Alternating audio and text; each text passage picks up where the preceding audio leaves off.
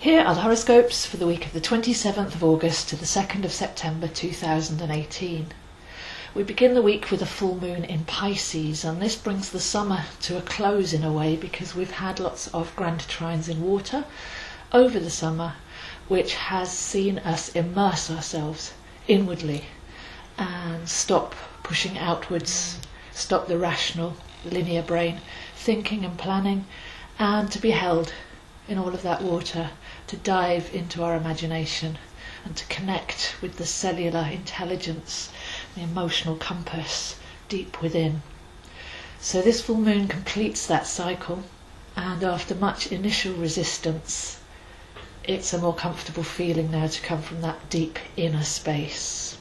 The full moon in Pisces can cleanse our emotions, especially the conditioned ones, sentimentality, and anything attached to our false personality, anything we're taking too seriously, and any baggage that we drag forwards that we can now release. So a very releasing and cleansing and completing full moon here in Pisces.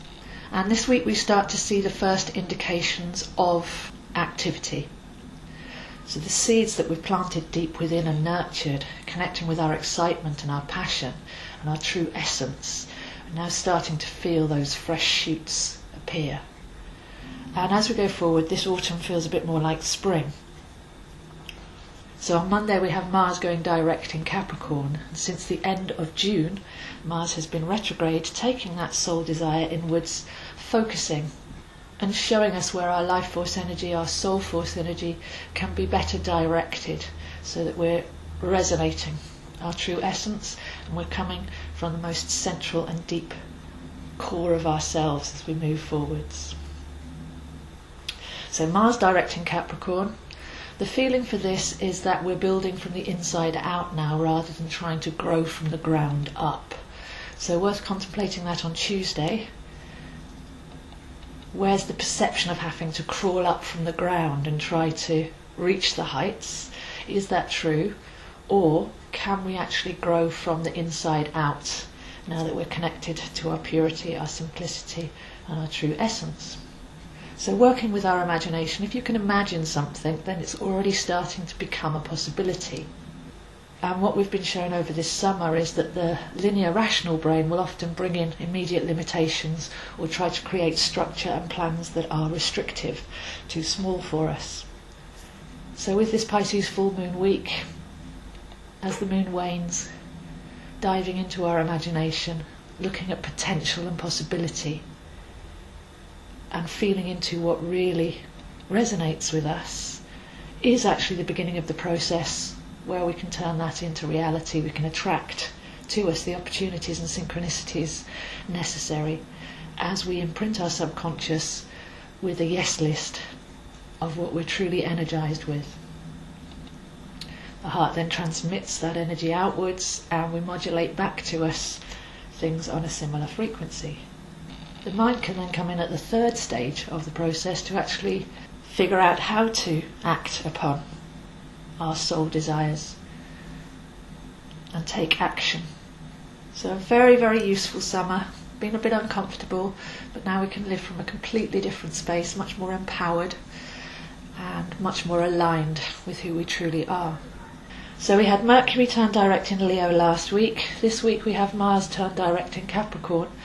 Then at the beginning of September we have Saturn turn direct in Capricorn, and at the beginning of October we have Pluto turn direct in Capricorn. And the whole year really accumulates to 11/11, to November the 11th. There's a bit of a crescendo and a rebirth energy around that time. So not rushing, but slowly beginning to realise our dreams and put them into action. When we get to September, the Saturn will bring more structure and more physical productivity, and then when we get to Pluto turning direct in October, then that will bring the depth and the power. We start to realise our power to create our world and to live in harmony with our own unique power. So slowly stepping forward this week, it's been a very quiet and contemplative summer. This Pisces full moon brings everything to a close. And if we're authentic and connected with our true essence, then there should be a feeling of effortlessness as the autumn unfolds.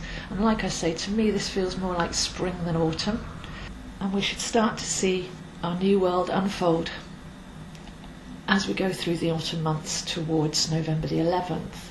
So it's lovely to have that calendar, that step-by-step guide as we go forwards, and this is really one of the gifts of astrology, to see what's unfolding and what energies can be harnessed and when.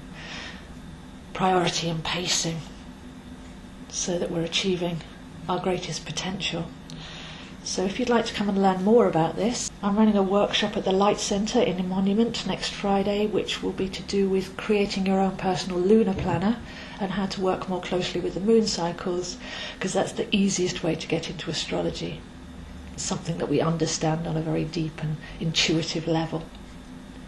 And if you'd like to come to me to have a look at where these energies are happening for you and the best course of action you can plan going forwards, coming from your true authentic essence, then I am available one-to-one or online for a soul plan reading.